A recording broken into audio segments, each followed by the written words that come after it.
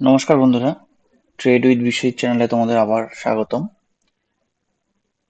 তো আজকে আমাদের মান্থলি এক্সপায়ারি ছিল এই মাসের, মার্চ মাসের। আগামীকাল মার্কেট বন্ধ, আবার সোমবার মার্কেট খুলবে পরের মাসের সমস্ত হিসাব নিকাশ নিয়ে। এই বছর মানে এই ফাইন্যান্সিয়াল ইয়ার 23-24 ফাইন্যান্সিয়াল ইয়ারের আজকেই কিন্তু লাস্ট ট্রেডিং ডে ছিল।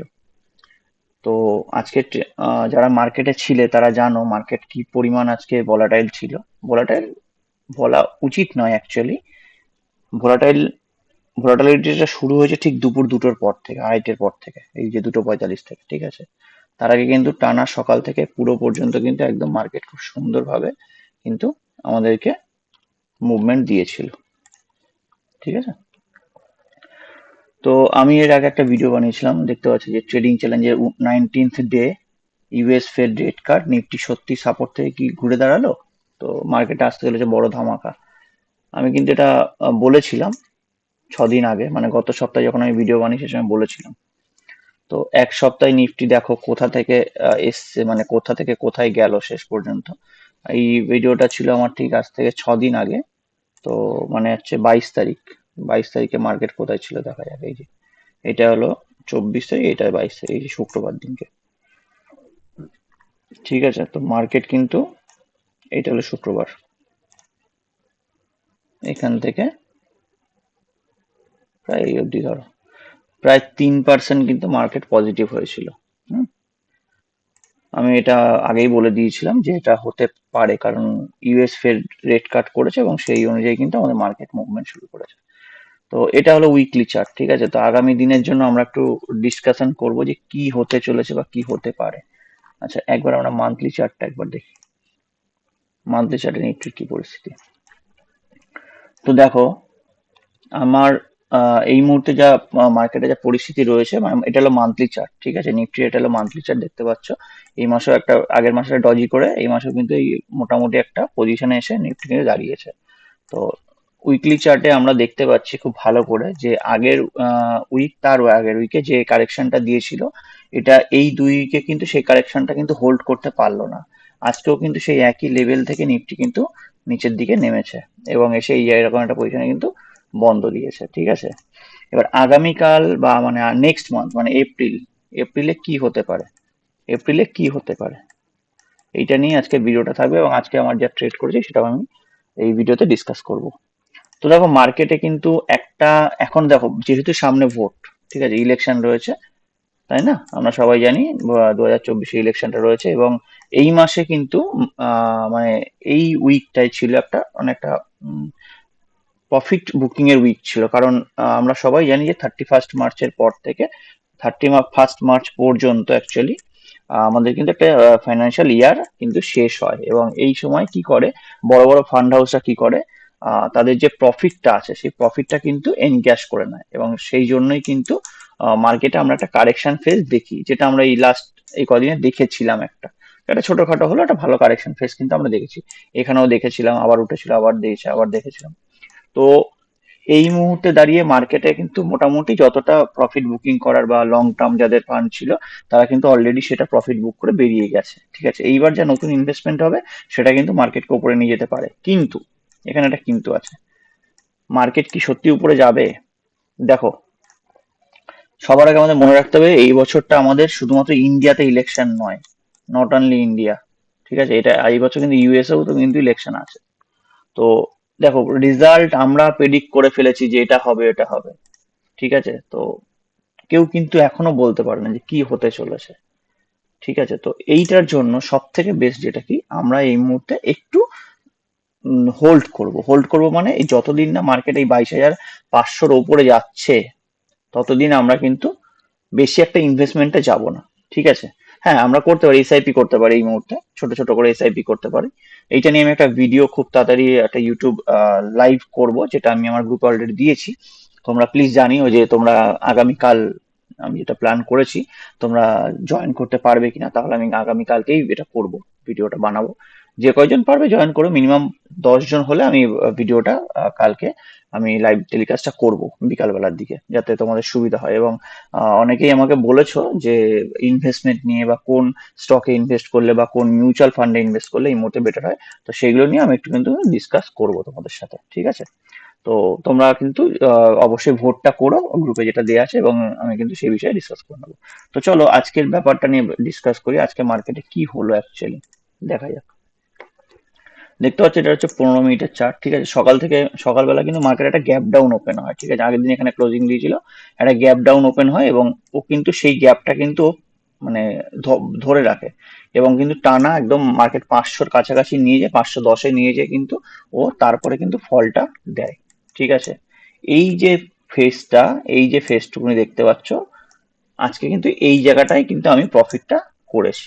এই যে ফেসটা, আমি কিন্তু সারাদিন কোনো চুপচাপ বসেছিলাম, কিচ্ছু করিনি। আমার অ্যাকচুয়াল যা কাজ হয়েছে কিন্তু এই দুপুর 2:45-এর পর থেকে।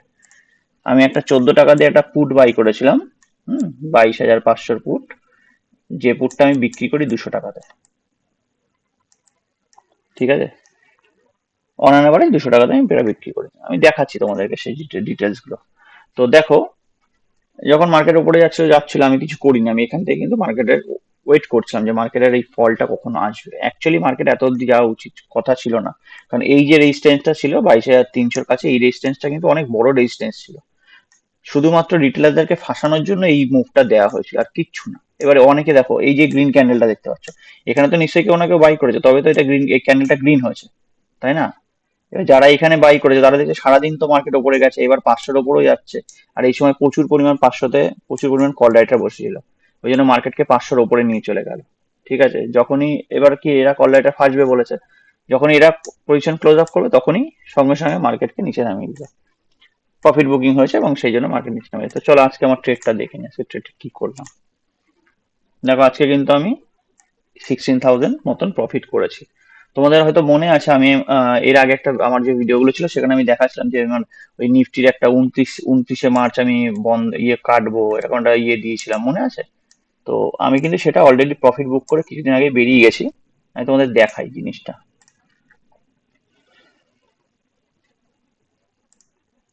তো দেখো,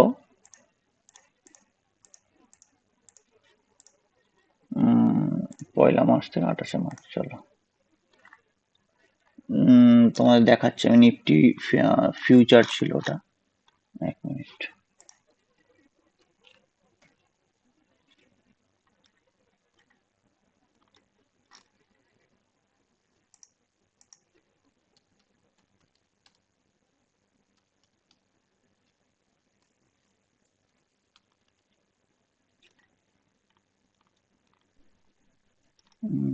এটা এখানে দেখাচ্ছে না। আচ্ছা আমি তোমার বলে দিই, এটা অ্যাকচুয়ালি আমার এইখানে একটা 15,000 টাকা প্রফিট ছিল যেদিনকে, ওই দিনকে আমি এটা করেছিলাম, দেখাচ্ছি।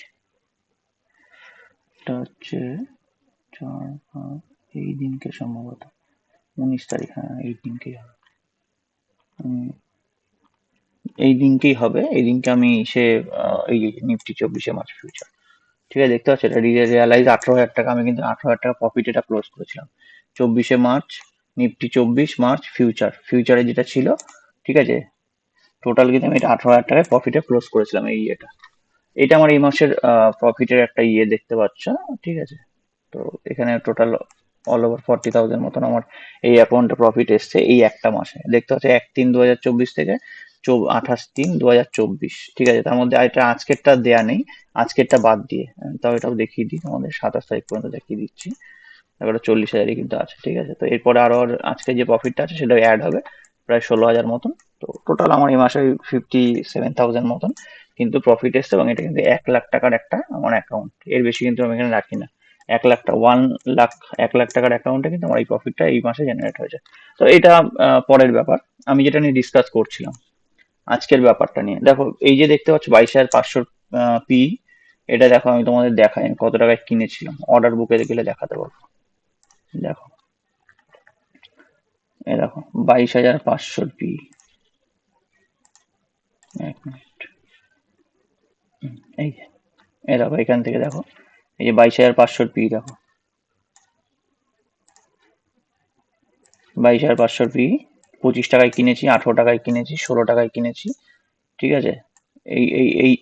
এইটা দেখো পুরোটা 73 টাকায় আমি ছোট লট নিয়েছিলাম, তারপরে 43 টাকার একটা লট আমি অ্যাভারেজ করি, এবং যখন দেখি যে না মার্কেট এখান থেকে তো মুভ দেওয়া শুরু করছে, সেই সময় কিন্তু আমি এই বাদ বাকি 500 পিস এখানে ইয়ে করেছিলাম, এবং সেটা আমি পরে এক এক করে ক্লোজ করি।